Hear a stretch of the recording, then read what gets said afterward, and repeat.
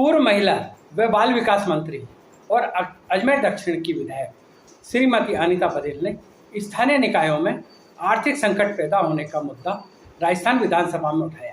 उन्होंने सरकार से कहा कि स्थानीय निकायों को चुंगी पुनर्भरण की राशि बढ़ाने के साथ साथ उसका नियमित भुगतान किया जाना चाहिए। उन्होंने कहा कि स्थानीय निकायों के सामने आर्थिक संकट बना हुआ है, जिससे कर्मचारियों को समय पर वेतन नहीं मिल पा रहा है। और वन विभाग की मांग पर बोलने का अवसर दिया। माननीय सभापति महोदय, किसी भी सरकार की जो मशीनरी होती है, यदि वो मशीनरी परफेक्ट है, उसको समय पर वेतन मिलता है, तो निश्चित रूप से वो बहुत ताकत से, बहुत ऊर्जा के साथ में काम कर सकती है। क्योंकि आज हम स्थानीय निकाय पर चर्चा कर रहे हैं और स्थानीय निकाय के कर्मचारी यदि वेतन को तरसते रहें हर महीना, तो वो कर्मचारी किसी भी नगर पालिका के लिए उपयोगी नहीं हो सकते।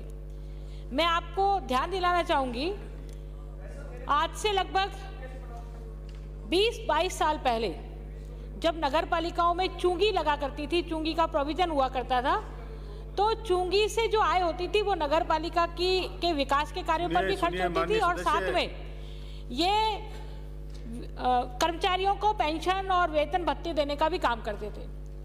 माननीय भैरव सिंह जी की सरकार जब थी तब इस चुंगी में जितना लीकेज था उसको खत्म किया गया। चुंगी को पूरे राजस्थान से खत्म कर दिया और चुंगी के पुनर्भरण के पेटे राज्य सरकार हर नगर निगम को, हर स्थानीय निकाय को पैसा देती है और उसके तहत हर वर्ष 10%, 20% पैसे की बढ़ोतरी करके वो भुगतान किया जाता है।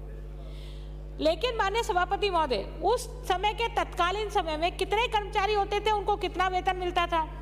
आज आबादी के विस्तार से हर नगर निगम, हर नगर निकाय में कर्मचारियों की संख्या बढ़ी है, डिपार्टमेंट्सों की संख्या बढ़ी है, पद बढ़े, लेकिन उस हिसाब से जो हम वेतन पुनर्भरण दे रहे हैं, चुंगी के पेटे जो पैसा दे रहे हैं, वो उन स्थानीय नगर निकायों को पर्याप्त नहीं होता और उसके कारण से आप देखिए अखबार रंगे पड़े हैं। छोटी छोटी नगर पालिकाओं में तो पेमेंट, वेतन देने के लिए नगर पालिकाओं के पास पैसा नहीं है, वो हर बात के लिए राज्य सरकार की मुंह ताकती रहती है। इसलिए मैं, माननीय मंत्री महोदय यहाँ नहीं है, लेकिन आपके माध्यम से सरकार को ये कहना चाहती हूँ कि इतना बड़ा लवाजमा है, 295 से अधिक स्थानीय निकाय हैं। यदि इन सब स्थानीय निकायों के कर्मचारियों को, पिछली बार रिपोर्ट भी प्रस्तुत की गई थी, मैंने इस संदर्भ में ध्यानाकर्षण भी लगाया माननीय सभापति महोदय, यदि इन सब निकाय के कर्मचारियों को जो राज्य की संचित निधि है, उस संचित निधि में से यदि पेमेंट दे दिया जाए, तो ये जो हर महीने की समस्या, वेतन नहीं मिलने की समस्या, उस समस्या से भी निजात मिलेगी।